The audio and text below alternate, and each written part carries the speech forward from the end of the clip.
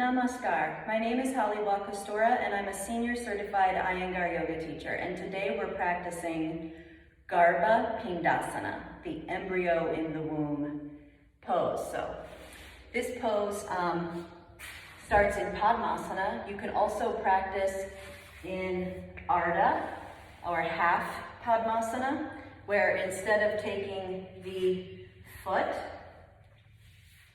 and the ankle and the shin of the top leg on top of that bottom leg, you take it underneath so that the bottom leg becomes the top leg, okay?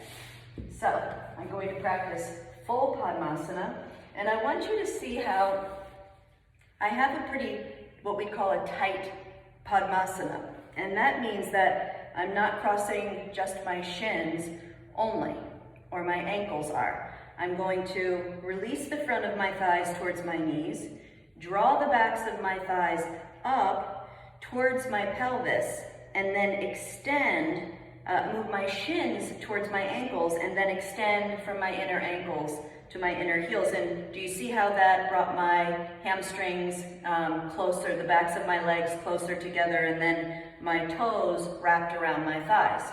So I'm going to turn sideways so you can see me, and turn towards Lord Patanjali,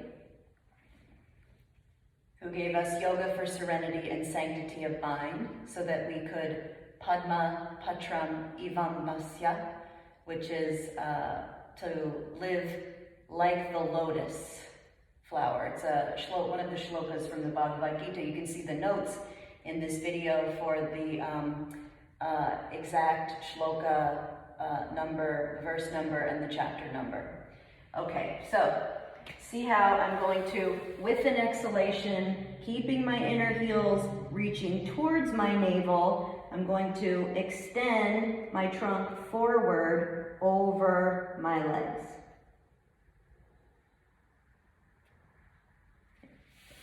Okay, so that's the beginning stage of Garbha Pindasana. And now, I'm going to balance on my, the bottom of my sacrum and my tailbone. My buttock bones are off of the floor, although I am reaching them down and towards the floor for stability. I want you to see how I'm going to hold my knees, bend my elbows up and out to the sides, and I'm using my hands to pull my outer knees up and away from the floor and back towards the wall behind me.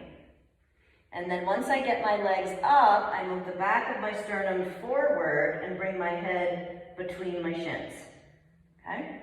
The next stage is to reach from the back of my armpit all the way to my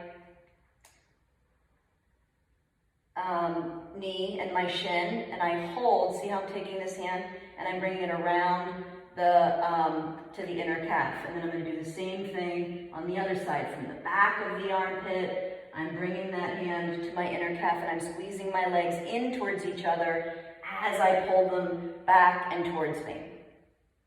And then the next stage is to wrap a little bit tighter so that I can entwine my fingers or hold my wrists. And again, I'm lifting those legs up and pulling them towards me to bring my head forward. And then the last stage is to see how I twist and turn and twist, and then I turn that upper arm from the inside out. Once I take my hand, my forearm, my wrist, forearm, elbow, twisting and turning those the arm through the space between the calves and the thighs, and then I'm going to reach from the back of my armpits to my elbow, from the back of the armpits to the elbows, and up from the forearms to the wrists to the hands, and bring my head forward and down to hold my ears. And then while I'm here, I might as well come to Kukutasana. See how I'm rocking back and forth, and I'm taking some time to shift the weight forward toward my fingers. And then once I get my fingerprints down, so not all of the weight is in my wrist, then I can balance and I can lift those knees up and away from the floor. See how I'm moving forward and upward to help me do that.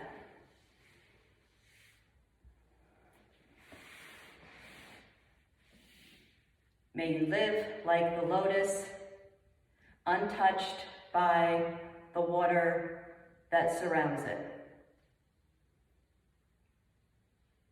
May your practices provide you that shelter.